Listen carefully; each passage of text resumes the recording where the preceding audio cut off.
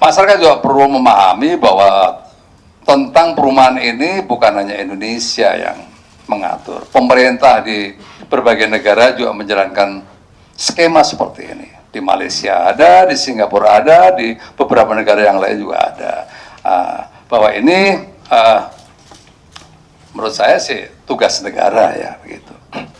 Presiden, pemerintah ingin menunjukkan kehadiran pemerintah dalam semua situasi yang dihadapi oleh masyarakatnya. Khususnya persoalan-persoalan berkaitan dengan sandang, pangan, dan papan. Nah ini TAPRA ini berkaitan dengan papan ini. Tuh. Dan itu tugas konstitusi karena ada undang-undangnya. Undang-undang yang harus dijalankan oleh seorang presiden. Saya ingin tunjukkan undang-undangnya. Dasar Hukum Undang-Undang Nomor 1 Tahun 2011 tentang Perumahan dan Kawasan Pemukiman, serta Undang-Undang Nomor 4 Tahun 2016 tentang Tabungan Perumahan Rakyat atau TAPRA ini diatur oleh undang-undang. TAPRA ini sesungguhnya ini perpanjangan dari Bapertarum. Bapertarum itu dulu dikhususkan untuk ASN. Nah, sekarang diperluas kepada pekerja mandiri dan juga swasta.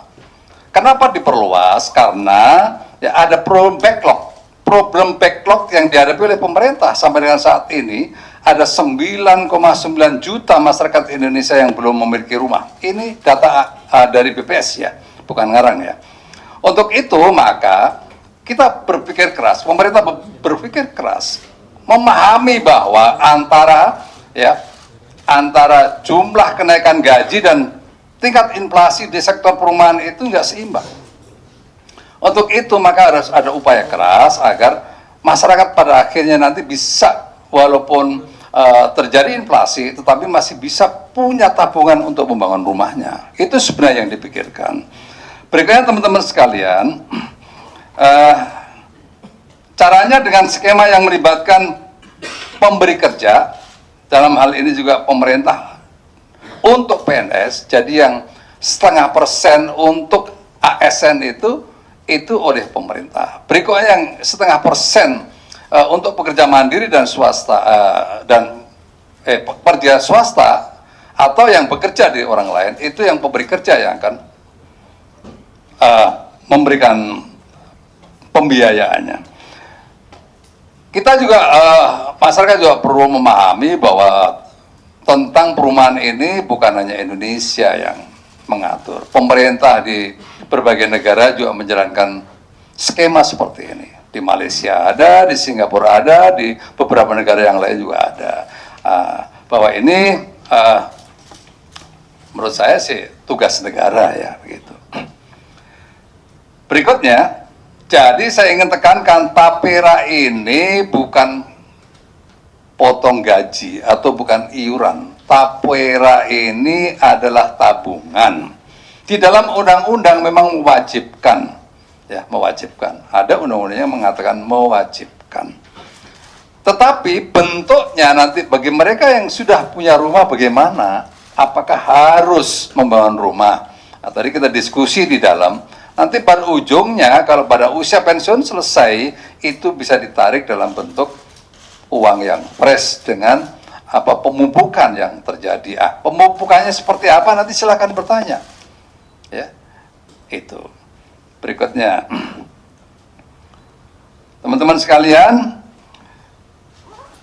saya berharap masyarakat untuk memberikan kesempatan kepada pemerintah untuk bekerja memikirkan cara yang terbaik untuk memenuhi kebutuhan rumah rakyat. Ke depan pemerintah akan menggencarkan komunikasi dan dialog dengan masyarakat dan dunia usaha. Kita masih ada waktu sampai dengan tahun 2027. Jadi ada kesempatan untuk konsultatif. Gak usah khawatir ya. Berikutnya juga membangun sistem pengawasan pengelolaan keuangan untuk menjamin dana dikelola dengan baik, akuntabel dan transparan. Kita hadirkan dari OJK. Ya. Di situ ada komite, tapi OJK juga punya fungsi pengawasan. Berikutnya, pengawasan salah satunya melalui komite TAPERA yang akan melakukan pengawasan pengelolaan TAPERA. Ketuanya adalah Menteri PUPR dengan anggota Menteri Keuangan, Menaker, Komisioner OJK, dan profesional. Nah, ini saya ingin sampaikan kepada teman-teman, jangan sampai terjadi seperti Asabri. Asabri waktu itu saya menjadi Panglima TNI, saya nyentuh saja nggak bisa, nempatkan orang aja nggak bisa. Akhirnya saya jengkel itu, saya undang waktu itu Pak Adang, Bang datang ke sini, tolong saya minta dipresentasikan. Ini uang rakyat, uang prajurit saya, masa saya nggak tahu gimana sih ini? Bayangkan itu, Panglima TNI punya anggota 500.000 prajurit, nggak boleh nyentuh Asabri. Akhirnya kejadian seperti kemarin kita nggak ngerti, gitu. Nah ini dengan dibentuknya komite ini, saya yakin nanti akan pengelolaannya akan lebih transparan, akuntabel, nggak bisa macam-macam, ya, karena semua bentuk-bentuk investasi yang akan dijalankan akan pasti akan dikontrol dengan baik, minimum oleh para komite dan secara umum oleh OJK.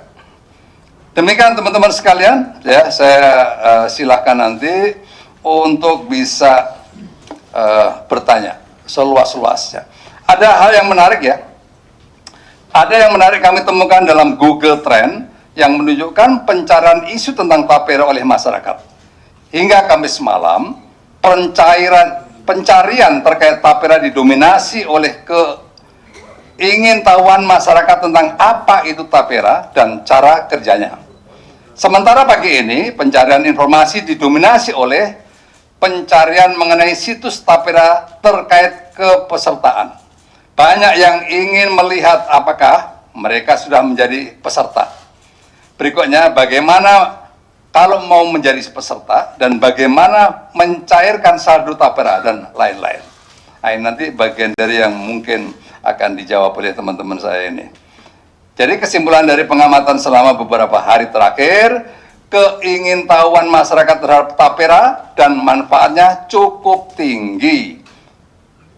Nah, ini cukup tinggi. Untuk itu kehadiran teman-teman sekalian di sini saya berterima kasih, alhamdulillah, ya, karena nanti bisa memberikan informasi yang lebih jauh lagi, lebih dalam lagi kepada masyarakat Indonesia. Saya persilakan untuk bertanya dari nanti diatur oleh Mbak Lulu. Jelajahi cara baru mendapatkan informasi. Download Metro TV Extend sekarang.